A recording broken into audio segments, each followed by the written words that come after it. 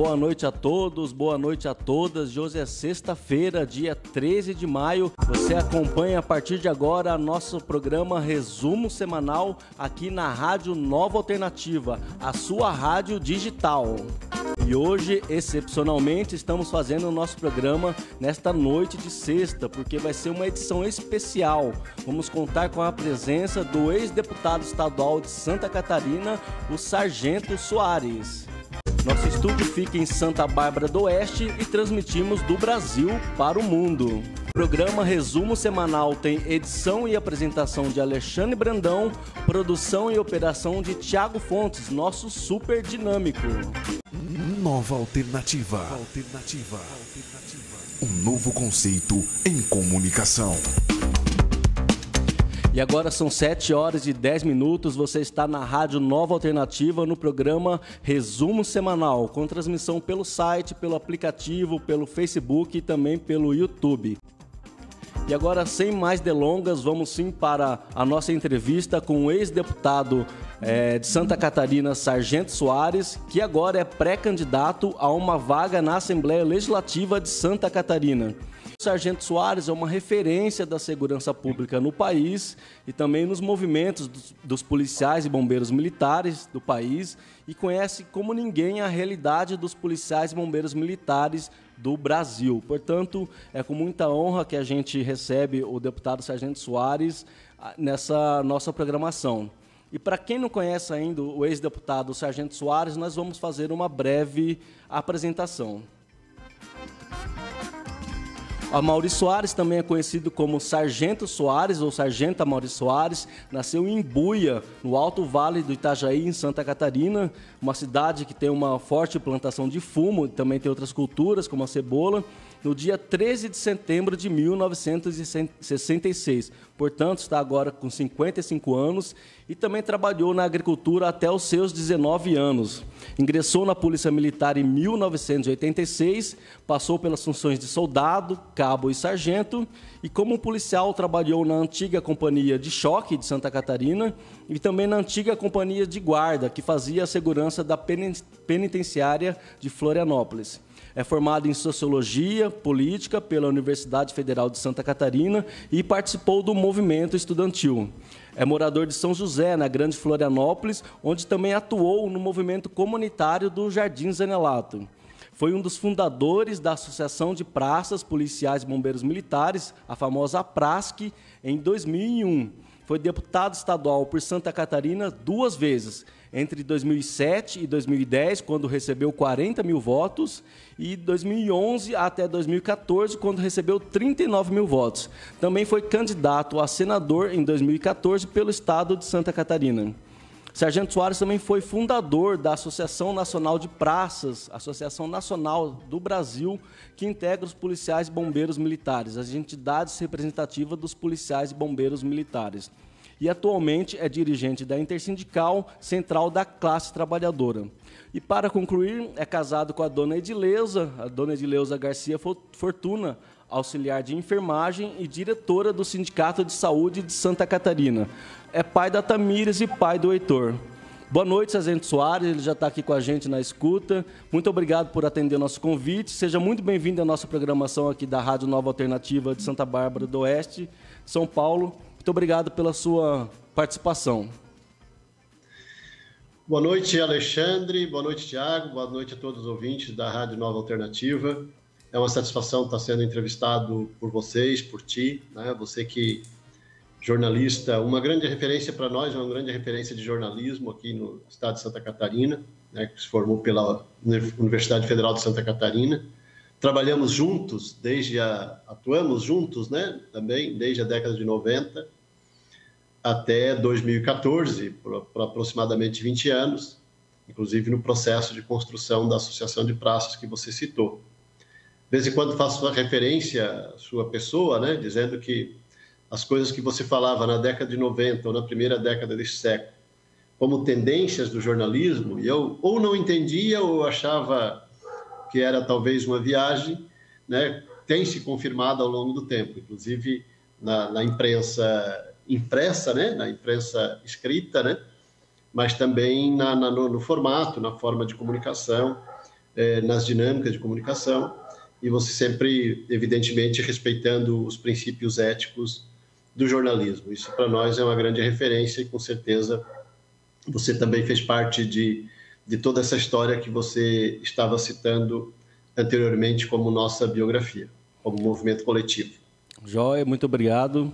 Como é que você avalia os anos que passou à frente da Associação de Praças, né? Que conquistas foram possíveis nesse período?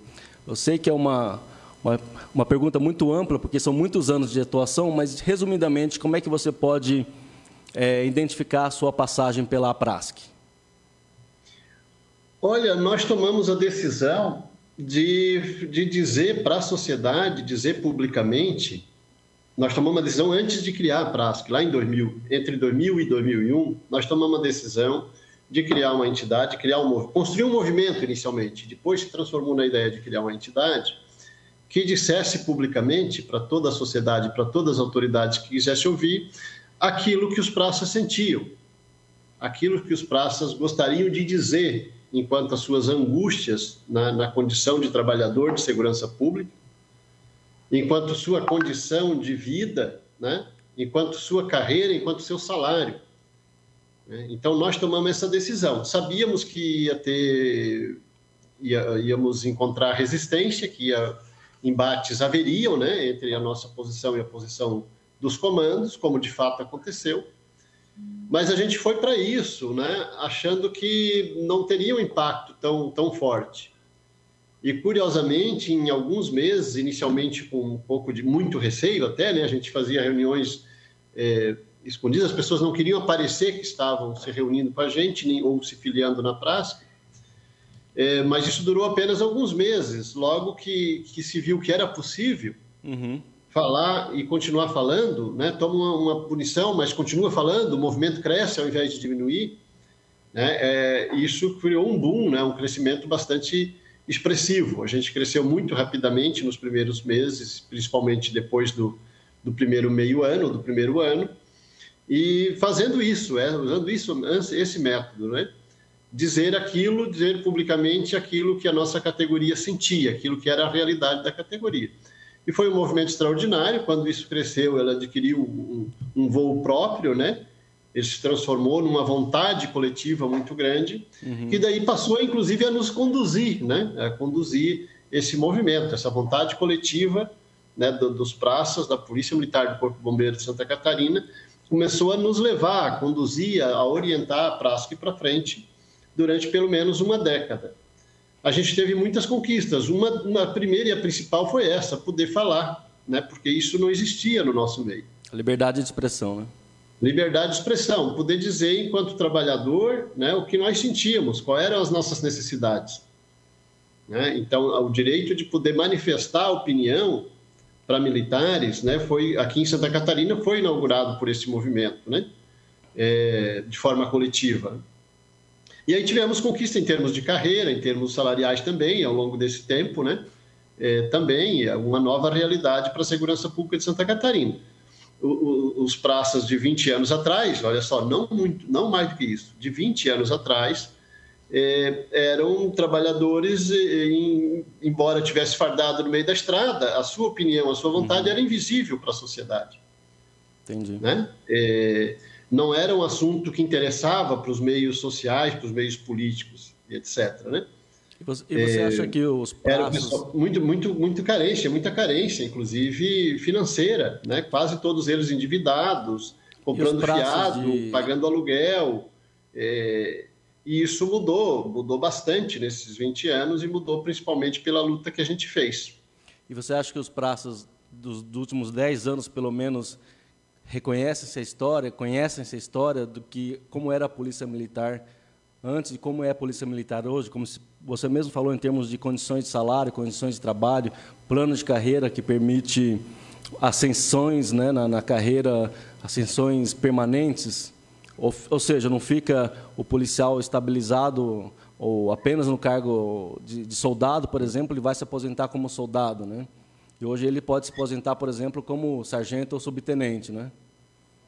Ninguém se aposenta como soldado em Santa Catarina mais. E há 20 anos atrás, como estava falando, quando nós criamos a PRASC, 21 anos, não fez 21 anos ainda, milhares de soldados com 30 anos de serviço. O cara ficava 30 anos de serviço para ir a cabo lá com as poucas vagas do quadro especial depois dos 30 anos de serviço. Então, a pessoa entrava jovem na polícia, saía avô da polícia e era soldado, né? E isso, evidentemente, em nenhuma instituição, em nenhuma empresa, isso pode ser importante, pode ser producente, né? Pode ser uma situação que inspire alguém a trabalhar, né? Trabalhar bem, né? Nisso, né? Então, a realidade de 30 anos atrás era isso. A minha geração, que fez o curso de sargento na década de 90, ou na metade da década de 80 para frente, né? Até o final do século passado, não iria a subtenente. A imensa maioria não iria a subtenente. E hoje, salvo raras exceções, por circunstâncias específicas, diferente do andamento normal da carreira, todos eles são subtenente, né? E não tem soldado, né? Não tem mais soldado com 20 anos de serviço na Polícia Militar, nem com 15 anos de serviço na Polícia Militar ou no Bombeiro de Santa Catarina. E isso foi uma transformação importante. Então, a gente deu mobilidade. Foram milhares e milhares de praças, eu não estou exagerando nesses milhares, todos os praças que se aposentaram, né, nos últimos 15 anos na Polícia Militar de Santa Catarina foram promovidos uma ou mais vezes por conta das mudanças que as nossas reivindicações coletivas demandaram, né, colocaram na pauta dos governos e das autoridades de forma a fazer realidade. Então, teve muito avanço nesse sentido. Do ponto de vista salarial também, né, houve um avanço entre 2003, 2005, 2010 até 2014. Olha só, em uma década que a gente teve os avanços salariais, que ficaram travados, né? E foram travados a partir de 2014. Nós estávamos há 7 anos sem qualquer incremento salarial aqui em Santa Catarina. Agora veio um incremento salarial que não chega a compensar o desconto que o governo fez na aposentadoria, né, do IPREV, Previdência. Tirou de um lado, passaram a pagar a Previdência deu de um lado e pegou de outro, né? Deu de um lado e curiosamente, os praças, houve uma ideologização à direita da categoria, e a maioria dos praças, a partir de 2013, 2014, 2015, 2016, enveredou para posições de direita, né?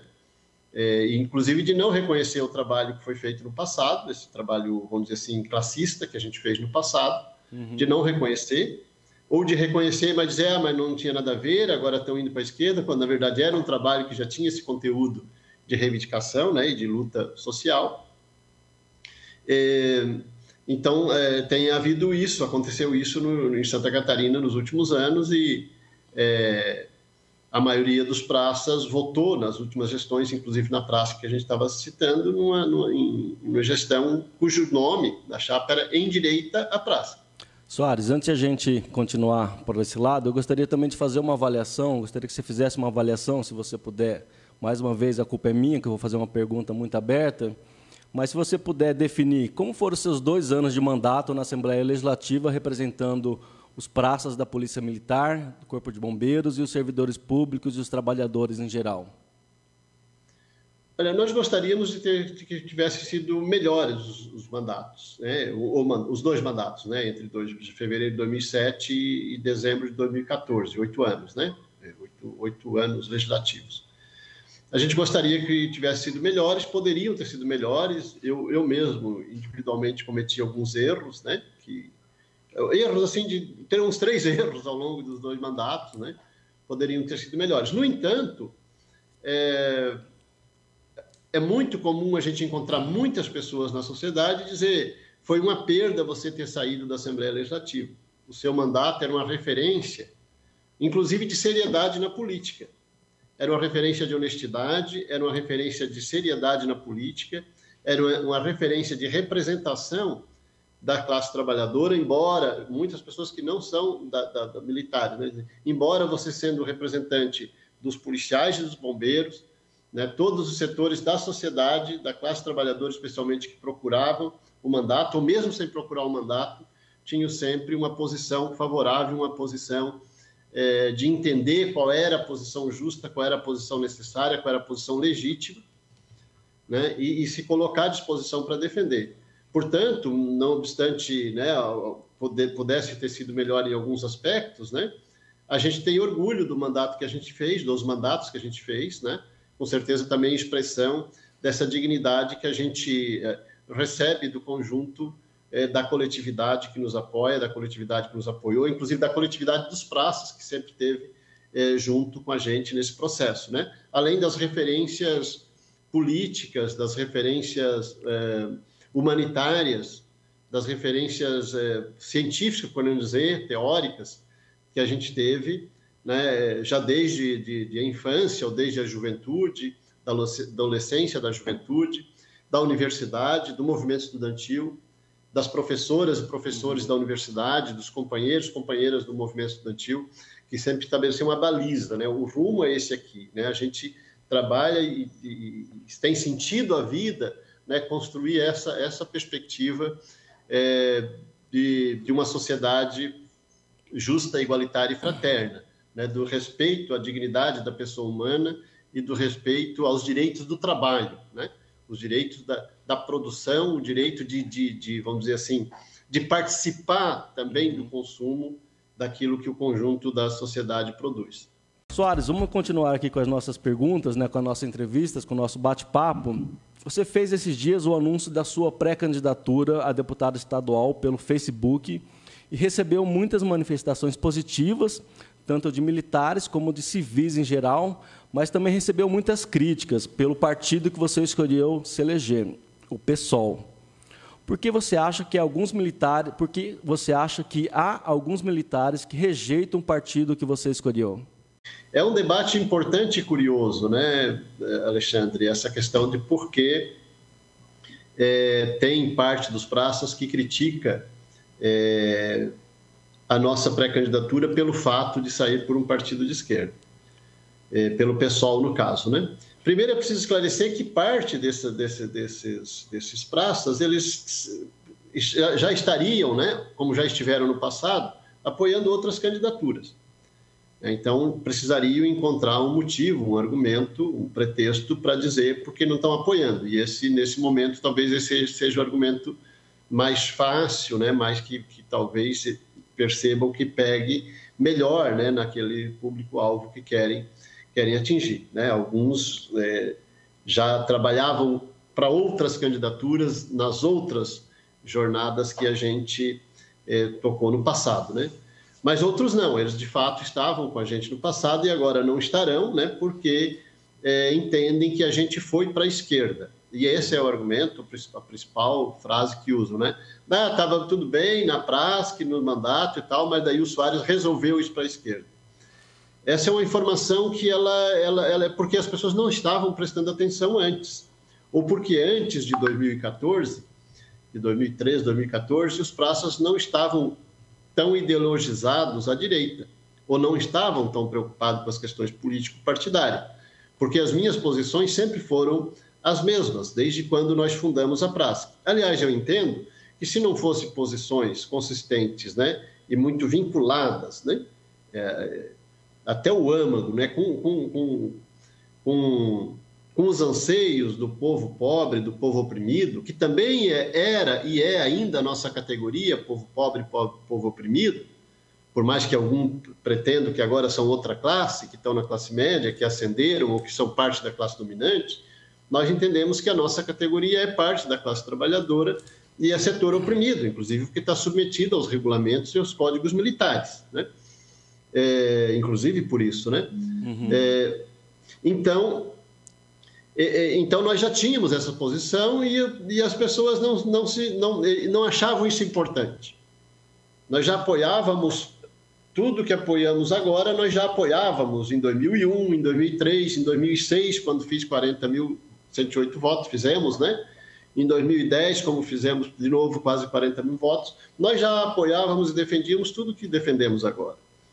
É que a categoria, a maioria dos praças não achava isso importante. Alguns achavam, mas a maioria não achava isso um elemento central na sua vida. Então, houve uma ideologização dos praças.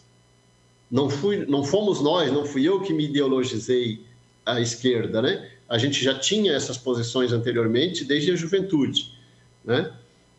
foram os praças que se ideologizaram à direita e estão sendo conduzidos, foram conduzidos, com uma posição cada vez mais fechada à direita, né? Porque não tem entra nesses partidos que são contra nós, né? Essa expressão eu li muito aí na última semana, quando anunciamos no Facebook a pré-candidatura. Não tem nenhum elemento concreto para provar isso. Não tem nenhum voto de qualquer deputado do PSOL que tenha sido contra direitos de policiais e bombeiros, que tenha sido contra direitos de praças, especialmente. E da classe trabalhadora, do conjunto da classe trabalhadora. Não tem nenhum voto de deputado do PSOL a favor de projetos que tirem direito previdenciário. Mas o PSOL quer acabar com a polícia, Soares? Bom, não quer. Essa é outra questão, né? Qualquer pessoa pode trazer, a gente aceita que venha provar que tem algum projeto de algum parlamentar do PSOL propondo extinguir a polícia militar ou extinguir a polícia. Não tem. Tem projeto que propõe mudar as polícias, inclusive nós também defendemos mudança nas polícias. Nós que criamos a praça, que tocamos um movimento por tantos anos, nós também defendemos mudança na polícia, inclusive teve um período que foi aprovado, numa determinada conjuntura, a maioria dos praças defendia a desmilitarização da polícia. Inclusive foram feitas pesquisas, não só em Santa Catarina, no Brasil inteiro. Então, defender a desmilitarização das polícias militares, né, e dos corpos de bombeiros não é igual a defender a extinção da polícia. Aliás, a Polícia Rodoviária Federal, ela não é militar, inclusive usa uniforme e tem equipamentos e uniformes, inclusive, é possível dizer, melhores do que o da maioria das polícias, né?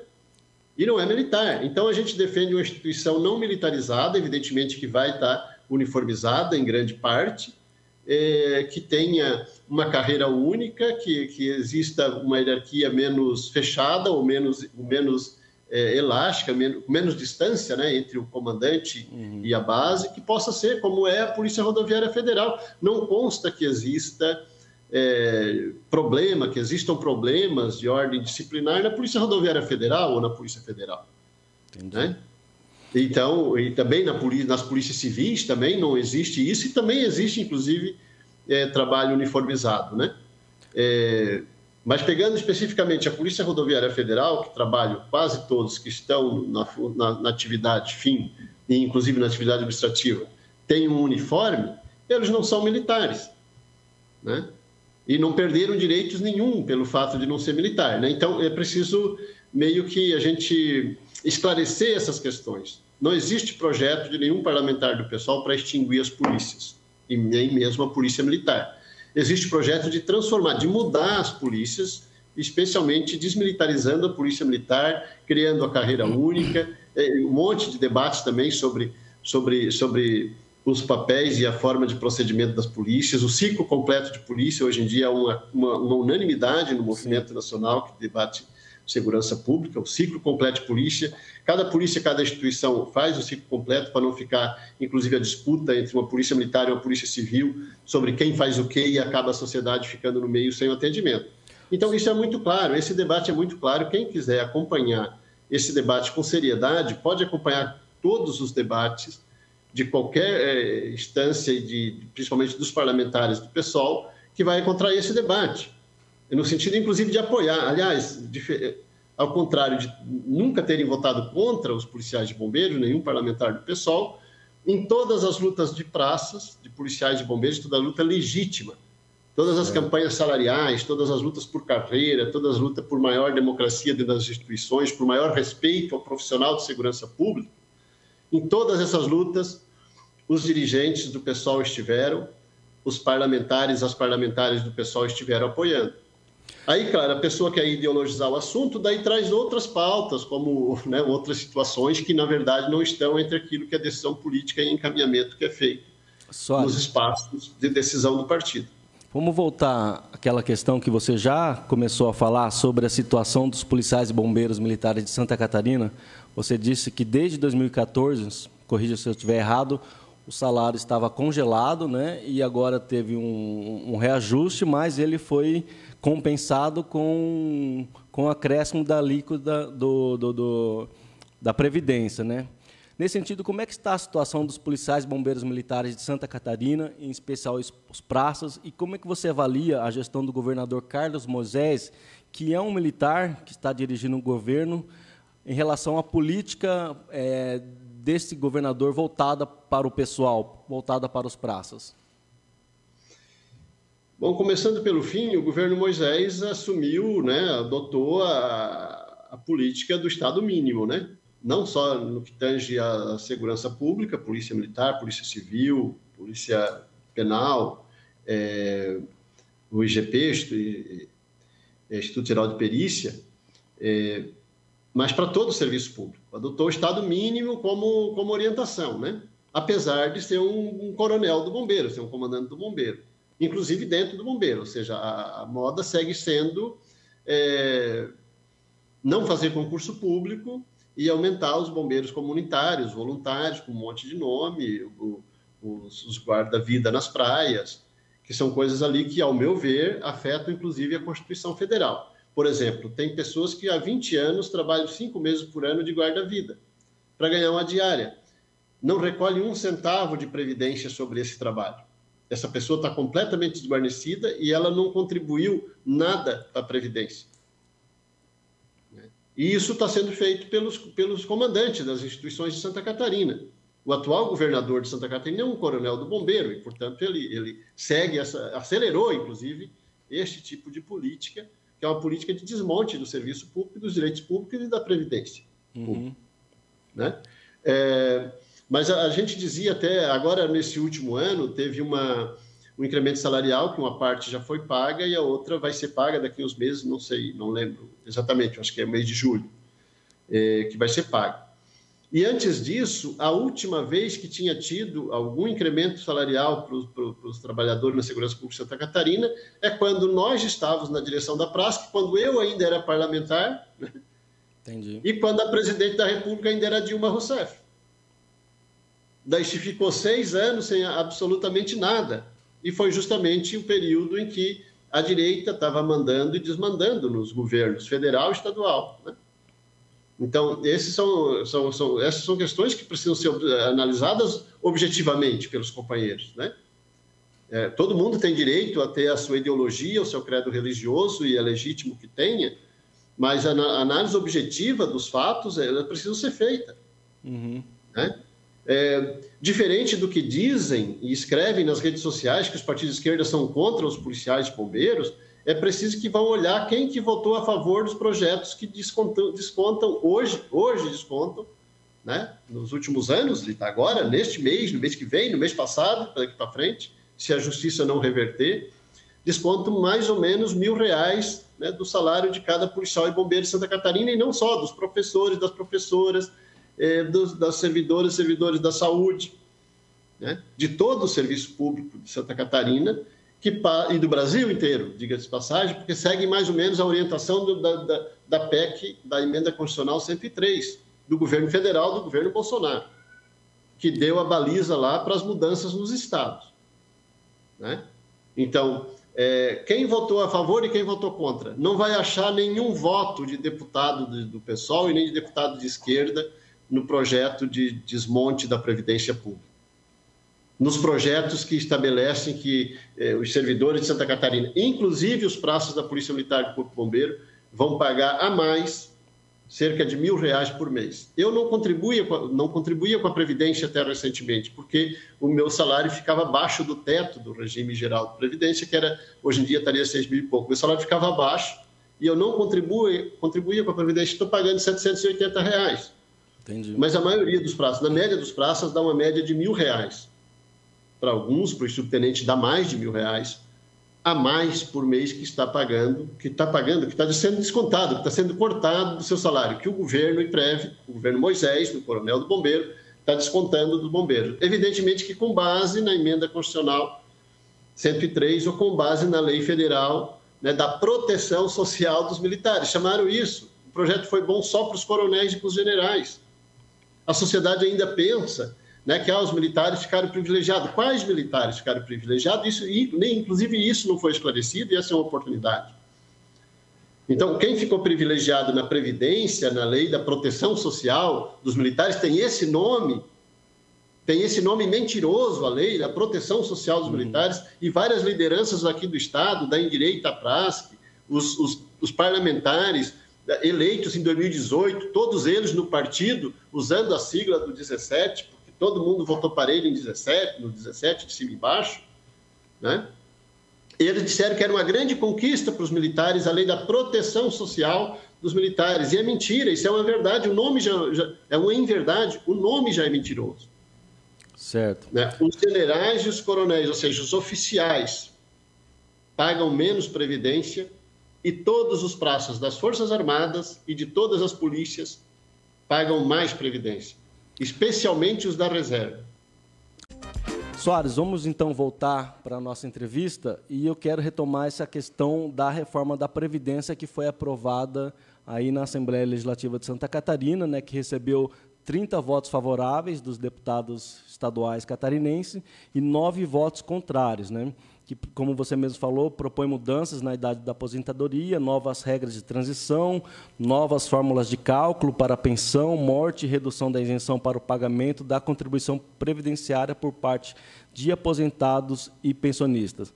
A gente sabe que a Assembleia de Santa Catarina tem 2 representantes dos militares compondo esse colegiado, Coronel Mocelin e Sargento Lima. Qual foi a atuação deles na votação dessa reforma da Previdência e como ela afeta não só os militares, mas os servidores civis também?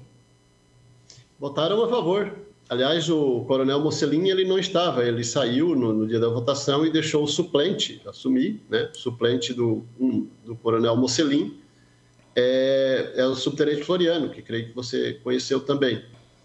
Então, o Floriano assumiu no mês que era os 2 meses ali, né? Aquele período que ia ter a votação. E o Floriano votou a favor também, junto com o Lima, a favor do projeto do governo, que desconta 14% sobre 14% de previdência sobre o salário, o que exceda um salário mínimo de todos os servidores públicos do Estado de Santa Catarina. Né? Todos os servidores, de todos os segmentos do serviço público catarinense. Então, teve voto favorável dos representantes da categoria. Né? Então, isso que eu estava falando, eu não queria, inclusive, citar nomes, né? Mas como você citou, né? Infelizmente, essa é a constatação. E isso que eu estava me referindo, né? São representantes que não são dos partidos de esquerda, pelo contrário, né? Eles foram eleitos com a promessa de acabar com as injustiças e moralizar a sociedade. Tacaram, né? Votaram a favor do corte de cerca de R$1.000 no salário dos servidores de Santa Catarina, dos servidores aposentados de Santa Catarina. É preciso fazer um registro porque nós acabamos caindo nesse desconto também da lei estadual, porque na lei federal lá da proteção social, na justiça, né, a gente conseguiu derrubar, como tinha uma lei estadual, a justiça disse, você fica conforme a lei estadual. Mas daí foi mudada a lei estadual, os servidores estaduais de nós praças caímos juntos também. A lei federal tal da proteção social é 10,5% de desconto sobre todo o salário. Né? Claro que para os praças que estão na ativa, e era 14% sobre todo o salário, agora é 10,5% sobre todo o salário. Então, diminuiu 2,5%, né? 3,5% de previdência para os praças que estão na ativa. Então, esses gostaram disso. Né? Mas para os praças que estavam aposentados, aumentou aí cerca de R$1.000 o desconto da Previdência. Certo. Então, sobre esse assunto, inclusive, para dizer assim, os caras estão falando só como servidor, só pensa na categoria, só pensa em FIA, só corporativo. É preciso deixar bem claro e registrar que o desboque na Previdência, inclusive na Previdência dos Estados, que é o regime próprio do servidor de Santa Catarina, ela acontece porque no passado se tirou muito dinheiro dali para levar para o antigo IPEST, para fazer outras coisas, inclusive obras faraônicas, mas nos últimos anos, ou nas últimas décadas principalmente, porque não tem concurso público. Então, está se terceirizando todos os serviços na saúde, na educação e até na segurança. Cresce muito as empresas privadas e o serviço público diminui. Né? O próprio Estado incentiva a criar formalidades, né, modalidades de segurança pública, de bombeiro e de PM, que não pagam para o regime próprio de previdência. Aliás, que não pagam previdência nenhuma, como eu estava falando anteriormente, dos guarda-vidas durante o verão. Então, não pago previdência. Então, não tem servidor novo entrando para dar suporte para pagar. Nós que estamos aposentados, nós pagamos durante toda a vida profissional a previdência, que era a nossa poupança para quando nos aposentássemos. Infelizmente, os governos gastaram em outras coisas e agora não contratam mais servidores para alimentar o sistema. Então, é aí que entra a crise. A crise foi provocada pelos sucessivos governos. E isso precisa ser entendido dessa forma e não como privilégio dos servidores, porque nós pagamos. Certo. Se tivesse sido feita a poupança, o dinheiro existiria. Soares, se me permite agora também, quero mudar um pouco de assunto, deixar de falar um pouco dos militares, dos policiais bombeiros militares, e quero tratar da situação dos profissionais da saúde, em especial da enfermagem. O Congresso Nacional, primeiro o Senado e depois a Câmara dos Deputados, aprovou por ampla maioria o piso salarial dos profissionais da enfermagem. O projeto foi aprovado, como eu falei, tanto na Câmara como no Senado e agora está dependendo da sanção do presidente da República para entrar em vigor. E esse projeto ele prevê um escalonamento do piso salarial para enfermeiros, técnicos e auxiliares. Soares, você acha que o presidente da República vai sancionar ou vai vetar esse projeto? E como você acha que, se aprovado, esse projeto vai ser implementado pelos estados e municípios? Bom, teve esse projeto, que é um projeto que, diga-se de passagem, de 20 anos. Tem mais de 20 anos que a categoria da saúde defende a aprovação desse projeto, que estava lá no Congresso, e estava lá e ficou. Foi aprovado agora e foi uma grande notícia, evidentemente que se comemorou com entusiasmo e com lágrimas a aprovação desse projeto, inclusive aqui em casa, companheiras do Sindsaúde, foram, inclusive, até Brasília, 3 companheiras, representar aqui o Sindicato da Saúde de Santa Catarina, a enfermagem de Santa Catarina. O presidente do Corém, de Santa Catarina, estava lá também, e outros representantes do Corém. Curiosamente, teve poucos votos contrário, os deputados do Partido Novo, e alguns outros deputados, inclusive, pelo que eu vi, eu não fui confirmar lá no sistema, mas pelo que eu vi de publicação, os deputados do Partido Novo e alguns outros, inclusive Eduardo Bolsonaro, votaram contra. Então, o Eduardo Bolsonaro votou contra. Eu não sei como que o pai dele, presidente da República, pensa sobre isso, Acredito que, por estarmos a 5 meses da eleição, é muito provável que haja a sanção do projeto, não seria...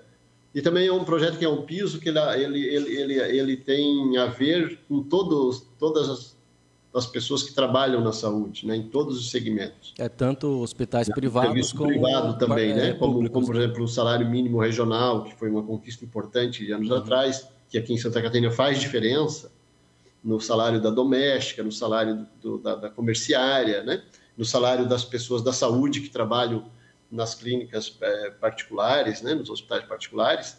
Esse projeto do piso da saúde ele serve para todas as pessoas que trabalham na saúde, não só na saúde pública. E a maioria trabalha na iniciativa privada. Então, é muito importante que seja sancionado, que vire lei, e que implique, de fato e concretamente, no incremento salarial das trabalhadoras e dos trabalhadores da saúde. Uma necessidade, inclusive, uma importância, inclusive, para aumentar a dignidade, aumentar o poder de compra, o poder de consumo desse segmento da sociedade diante de uma crise tão grande, de uma inflação tão grande, de um aumento tão acelerado de preços, dos produtos da cesta básica, dos alimentos mesmo, também dos combustíveis. Então, o empobrecimento da população brasileira está acontecendo de forma muito acelerada. Qualquer projeto que possa combater isso, reverter isso, impedir que isso se acelere ainda mais, é sempre bem-vindo e necessário que seja defendido. Soares, você falou aí da inflação, e a gente sabe que o mês de abril teve uma alta de 1,06%, que foi a maior inflação para o mês de abril desde 1996. E o acumulado dos últimos 12 meses foi de 12,13%. Março também teve recorde de inflação, que para o mês foi o maior número desde 1994. Os preços subiram em março 1,62%. A última vez que teve uma inflação parecida para o mês de março foi em 1994, como eu falei, quando ainda estava sendo criada a moeda real e existia a hiperinflação, né? Como você acha que é possível fazer para conter a inflação? Olha, primeiro que é preciso que o Brasil comece a trabalhar para si e não para monopólios internacionais, né? E daí, pegando especificamente um dos elementos que contribui muito para a elevação da inflação, dos preços em geral, que é o aumento dos combustíveis. Porque é óbvio que o preço do diesel, tendo aumentado mais de 100%, né, em menos de 2 anos, vai acarretar um aumento da inflação em geral, né? Porque todos os produtos se tornam mais caros num país que depende do diesel, depende do transporte rodoviário para carregar todas as mercadorias de um estado para outro. Um país com a dimensão que o Brasil tem, né? 3 mil quilômetros de caminhão, né? Então, é um absurdo já isso, né? É estratégico da nossa infraestrutura depender tanto de rodovia, né? Um debate muito necessário também, que a gente sempre fez e precisa continuar fazendo. Daí você coloca o diesel a R$6, mais de R$6 o litro do óleo diesel, e vai transportar um alimento 700 quilômetros, 1.000 quilômetros, 2.000 quilômetros, falando do alimento, mas serve para todos os outros produtos.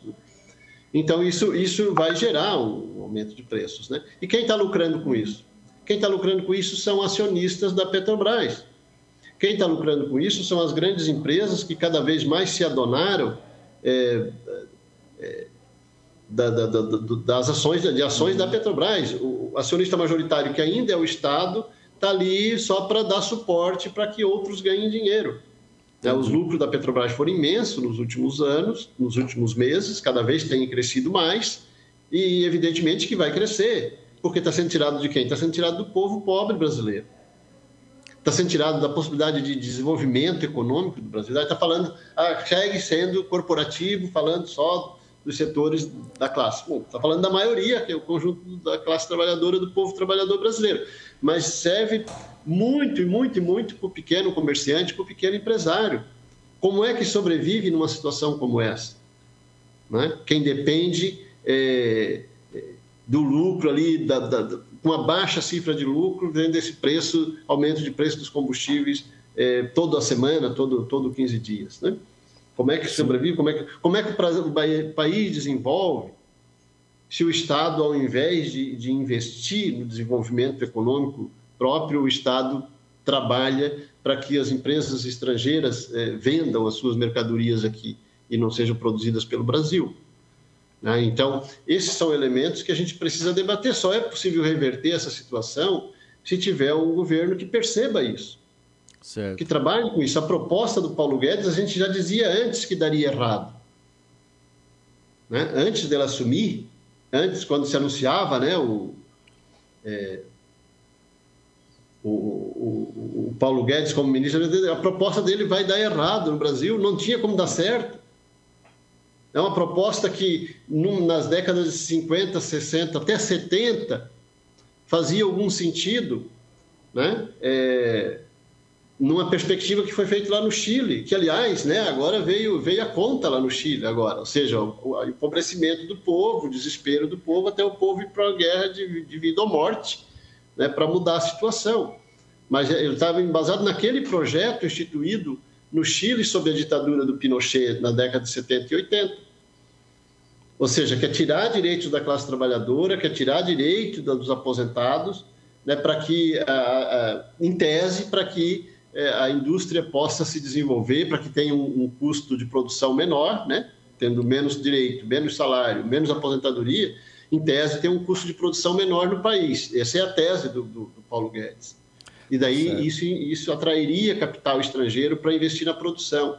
Isso era relativamente verdade para a década de 70 e 80. Aliás, na década de 80 isso entrou em crise. A crise da década de 80 foi a crise desse sistema, desse projeto.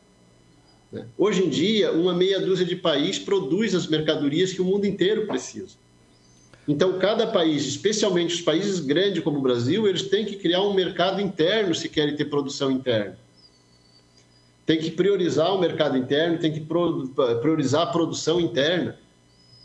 Tá certo. Né? Da maioria dos produtos, de preferência de quase tudo que puder produzir internamente. Se me permite. Agora, o Brasil está numa situação absurda, eu sei que o tempo já está vencendo, mas o Brasil é autossuficiente na produção de petróleo. Os governos brasileiros, do Temer para cá, Temer e Bolsonaro, né, manda fechar a capacidade de produção das refinarias, diminui a capacidade de refino, de produção das refinarias da Petrobras, está vendendo refinarias para serem fechadas pelas empresas estrangeiras que vendem diesel e vendem gasolina para o Brasil.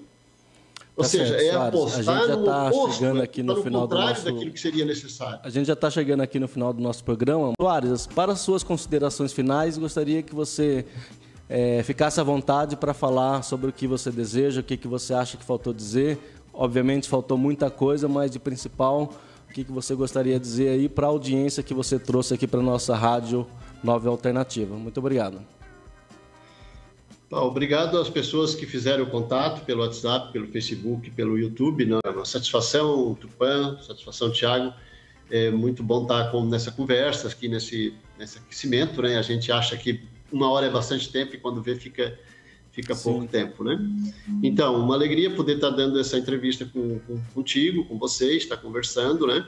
Nós estamos na perspectiva de resgatar a luta pelos direitos, a luta pela dignidade humana, a luta pelo respeito à sociedade e pelo respeito ao conjunto da população, né? Pelo respeito às ideias, pelo respeito ao contraditório, né? Para que não haja em nosso país uma situação de ruptura das relações entre as pessoas, entre a sociedade ou entre as próprias famílias em virtude de diferenças políticas e ideológicas, né? Sim. É preciso que, mesmo na divergência, se estabeleça um debate para entender qual é efetivamente o projeto do outro e até onde é possível, né?